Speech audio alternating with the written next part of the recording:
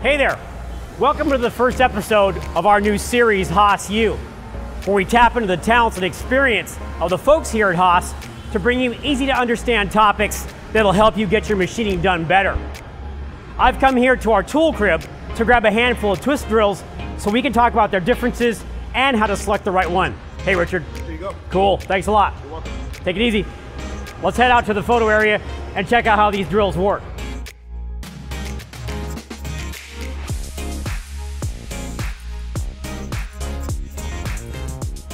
When it comes to twist drills, selecting the right one can be overwhelming. From cheap no-name drills to high-end special Helix solid carbide through tool drills, the choices can seem endless. In this video, we're focusing on getting value from your drilling operations, with the basic knowledge you need to select the right drill and some tips for getting the most out of each of your drills. So let's get started.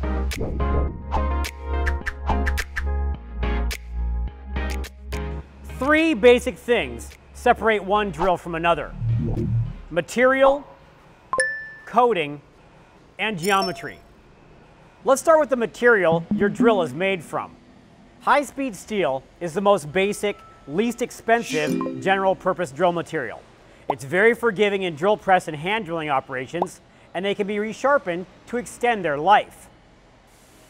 Next is high-speed steel with cobalt added, which holds up better than generic high-speed steel. Cobalt gives high-speed steel more heat and wear resistance, and these drills can still be easily resharpened, similar to high-speed steel. Carbide is the most expensive but longest-lasting drill material. There are different grades, with the most expensive drills usually giving the best heat and chip resistance. Carbide also allows for coolant through holes to be added to the drill. These through-tool drills are primarily for deeper holes and tough-to-drill materials, where the high-pressure coolant flowing through the tool flushes chips out much better, keeps the cutting zone cooler, and provides extra lubrication to prevent wear. While all these drills will cut a hole in most materials, the carbide drills will outlive cobalt by a factor of 10 or 20 times in a rigid CNC machine. In other words, if a cobalt drill will cut 100 holes, the carbide drill will cut 1,000 or 2,000 holes before needing to be resharpened. Here in the factory, with a properly dialed in drilling op, we have examples where we're getting 5,000 plus holes in cast iron from just one drill. All that said, a carbide drill can easily cost 10 times more than a cobalt drill, so the investment is a lot higher. Despite the high price, the cost per hole when using carbide will usually be the lowest, since it can produce so many more holes.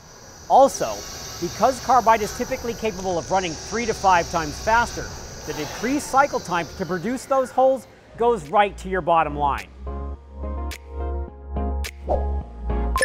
Now, let's talk about selecting the proper coating for the material you're drilling. This decision can really influence performance. I've lined up a few examples here on the table so we can get a good look at the differences. Bright finish is the cheapest option and fares well in certain applications. For example, low carbon steel and aluminum can both be drilled with a bright finish tool, usually without problems. Black oxide provides an advantage over bright finish in that it has a bit more lubricity, often more resistance to oxidation, and an additional heat treatment that can offer upwards of 50% longer life while still keeping your tooling costs low. Titanium nitride, abbreviated TIN, is the most common coating and is a great entry-level coating for applications where lots of heat won't be transferred to the tool from cutting harder or tougher materials. You can tell titanium nitride by its bright gold color.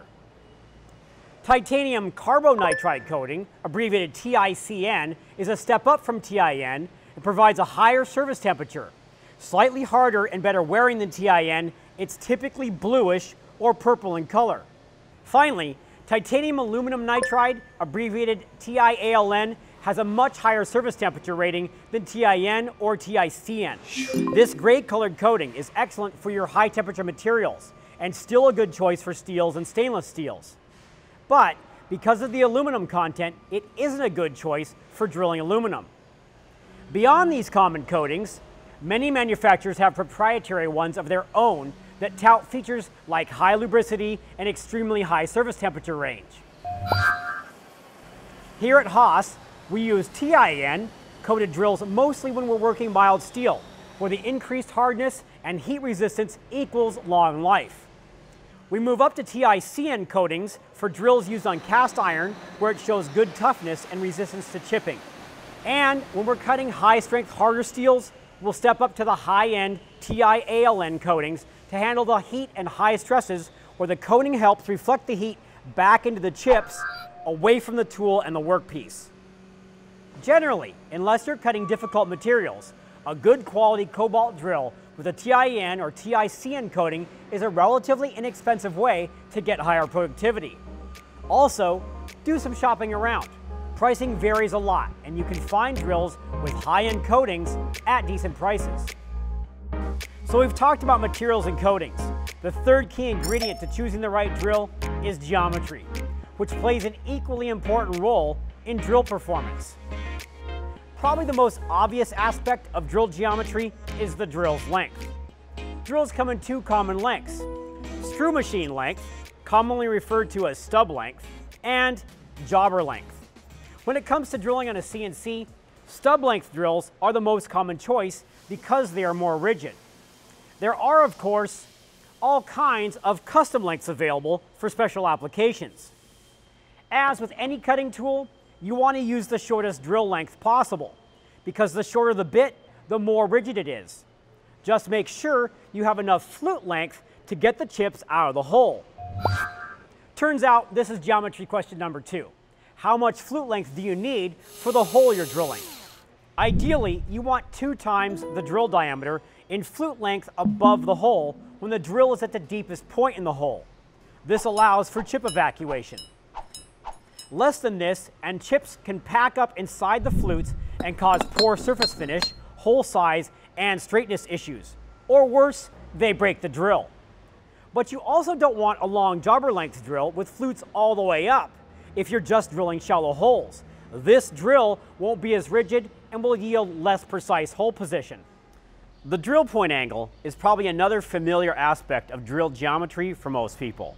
When you're drilling metal on a CNC machine, you're generally choosing between a 118-degree point and a wider 135 to 140-degree point. The 118-degree point is most common on general-purpose, high-speed steel drills made for cutting mild steel, aluminum, and other soft metals. And it's what you'll usually find on regular jobber-length drills.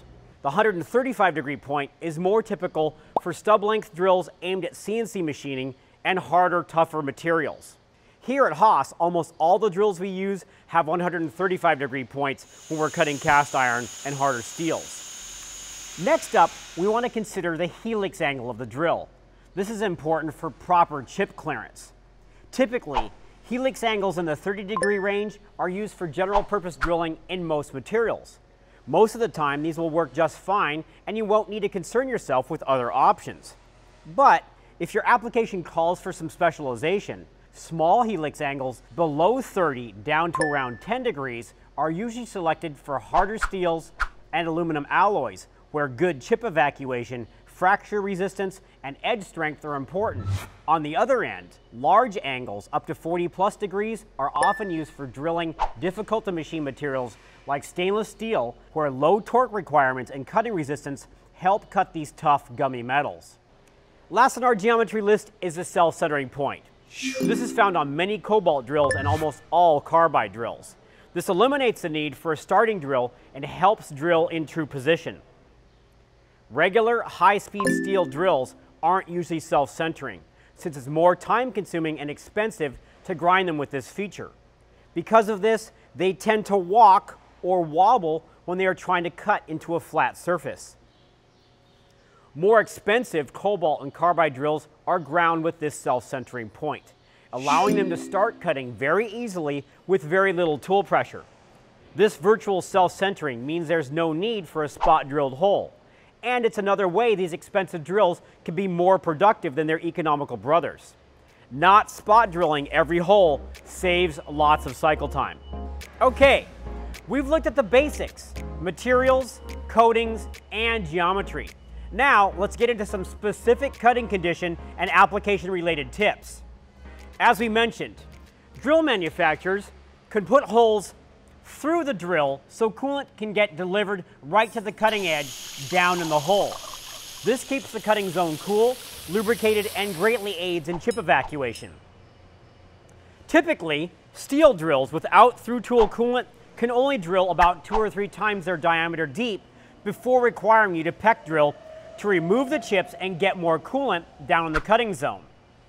Good carbide drills without through-tool coolant can drill up to 5 times diameter deep in carbon steels and aluminum before needing to peck drill.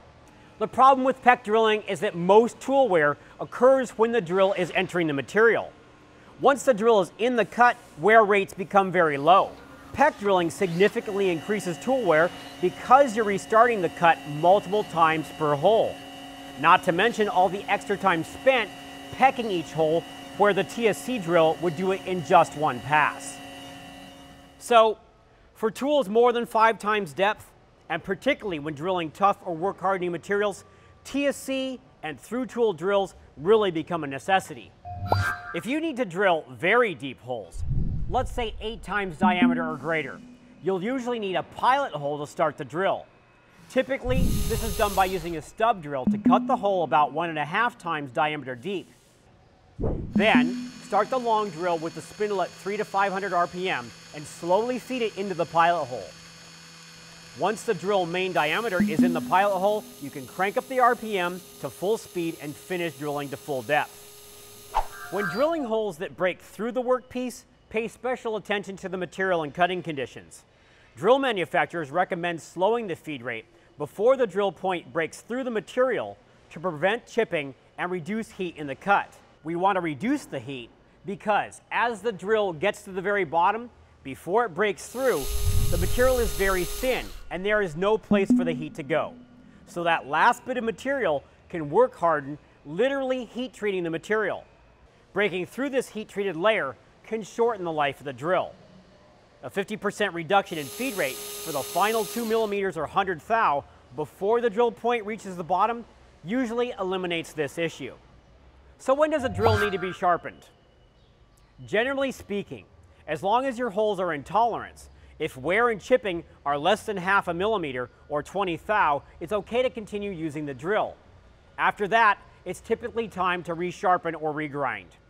Pay close attention for chipping on the drill margins. If the wear is even, it's okay to regrind. But if it looks like this, the drill is no longer useful. Now, oftentimes you'll be buying tools and deciding what you should spend on a specific job. Is it a short run single lot, or is it a large recurring job with thousands of parts? Carbide might not be the best investment if you've got a short run and you can't spend extra time dialing in your cutting parameters. High-speed steel or cobalt might make more sense in this case.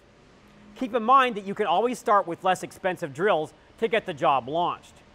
Then if you end up making lots of those same parts down the road, you can work with your tooling supplier to find the best tool for the job, whether it's carbide or a high-end cobalt drill. So let's do a lightning fast recap. Carbide is much more expensive than the others. It's also less forgiving if used incorrectly. High-speed steel and cobalt are easy to resharpen, but don't offer anywhere near the tool life of carbide. Typically, carbide can also run significantly faster. When it comes to coatings, if you're machining difficult materials or need max tool life for long part runs, then select the high-end coatings. And for geometry, we're just touching on some of the aspects, but consider the material and your cycle time requirements when deciding which way to go with each of these elements. If you have questions or comments about how drills have worked in your specific circumstances, let us know in the comments section. And don't miss the opportunity to tap into the expertise of your local tooling rep. They've got the insider knowledge on using their tools best and will get you on the right track for your application. Thanks for watching this first episode of Haas U, and we'll see you next time.